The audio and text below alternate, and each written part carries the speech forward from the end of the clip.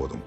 உங்க வயிற்றில் வளரும் குழந்தைக்காக நீங்க ஆரோக்கியமா இருப்பதுதான் முக்கியம். பாலூட்டும் தாய்மார்கள், நீங்களும் பட்டினி விரதத்தை முற்றிலும் தவிர்க்கணும். ஒருவேளை மட்டும் எளிமையா சைவ சாப்பாடு சாப்பிட்டுட்டு மற்ற நேரங்கள்ல பழங்களையும் பாலையும் குடிச்சு விரதம் இருக்கலாம். கடுமையான உடல்நல குறைபாடு உள்ளவர்கள், சர்க்கரை நோய், இரத்த அழுத்தம் மாதிரி ஆண்டுகளா நோய்கள் இருக்கிறவங்க டாக்டர் கிட்ட கேட்காம உபவாசம் இருக்க கூடாது. நீங்க உணவு எடுத்துக்கிட்டே மனசுல முருகனை நினைச்சு கெட்ட பழக்கங்களை விட்டு கவசம் கேட்டாலே விரதத்தோட பலன் கிடைக்கும். வயதானவர்கள், உங்க உடல்நிலை ஒத்துழைச்சா மட்டும் விரதம் இருங்க.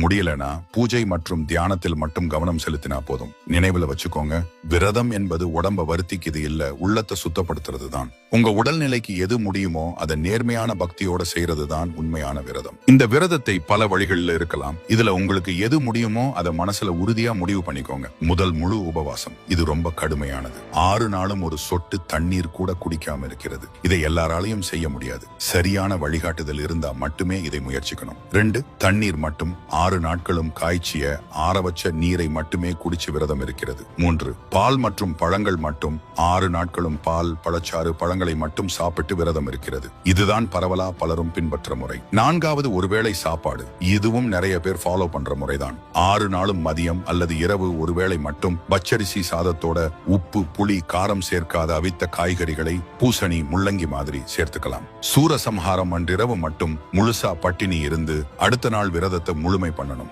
5வது எளிய சைவ உணவு. இது வேலைக்கு போறவங்க, உடம்புல தெம்பு குறைவா இருக்கிறவங்களுக்கானது. 6 நாளும் வெங்காயம், பூண்டு சேர்க்காத காரம் குறைவான சைவ சாப்பாட்டை மட்டும் சாப்பிட்டு விரதம் இருக்கலாம். 6, பழக்கத்தை விடுதல். நீங்க எந்த வகை உணவு சாப்பிட்டாலும் இந்த 6 நாளும் உங்களுக்கு பிடிச்ச ஏதாவது ஒரு உணவுப் பொருளை, உதாரணத்துக்கு காபி, தேநீர், சர்க்கரை தொடவே மாட்டேன்னு வேண்டிக்கிறதும் ஒரு வகை விரதம் தான். இதுல எந்த முறையை நீங்க தேர்ந்தெடுத்தாலும் முதல் நாளே முருகா, இந்த 6 நாளும் நான் இப்படி விரதம் இருக்க போறேன், இதை எந்த தடையும் இல்லாம நிறைவேற்ற நீதான் அருள் புரியணும்னு மனசார வேண்டிக்கோங்க. சிலர் பாரணையுடன் சேர்த்து 7 நாட்கள் கூட விரதம் இருப்பதுண்டு. சரி, இப்போ வாங்க உங்க விரதத்தை எப்படி சரியா படிப்படியா கடைபிடிக்கிறதுன்னு விவரமா பார்க்கலாம். ஸ்டெப் 1, உண்ணாவிரதத்திற்கான தயாரிப்பு மற்றும் தொடக்கம். வீட்டை சுத்தப்படுத்துறது. விரதத்துக்கு முதல் நாளே, அதாவது அமாவாசை அன்றே உங்க வீடு முழுசையும் சுத்தப்படுத்தி மஞ்சள் நீர் தெளிச்சு ஒரு தெய்வீக சூழலை உருவாக்கணும். பூஜை அறையை சிறப்பா அலங்காரம் பண்ணி தயாராக வைக்கணும். காப்பு கட்டுதல். விரதத்தோட முதல் நாள் அதிகாலையில எழுந்து தலைக்கு குளிச்சுட்டு சுத்தமான ஆடை உடுத்திக்கணும். பூஜை அறையில விளக்கு ஏற்றி குலதெய்வத்தையும் விநாயகரையும் வணங்கிட்டு ஒரு சிறிய மஞ்சள் துணியில ஒரு ரூபாய் நாணயம், ஒரு பூ, கொஞ்சம் பச்சரிசி வச்சு முடிஞ்சு அதை உங்க வலது கையில கட்டிக்கோங்க. இதுக்கு பேர் தான் காப்பு கட்டுதல். முருகா, நான் தொடங்குற இந்த விரதத்தை நீயே முன்னாடி நின்னு நடத்தி கொடுக்கணும்னு வேண்டிக்கிறதுக்கான சின்னம் தான் இது. கோயில்ல போய் அர்ச்சகர் கிட்ட காப்பு கட்டிக்கிறது இன்னும் சிறப்பு. ஸ்டெப் 2, 6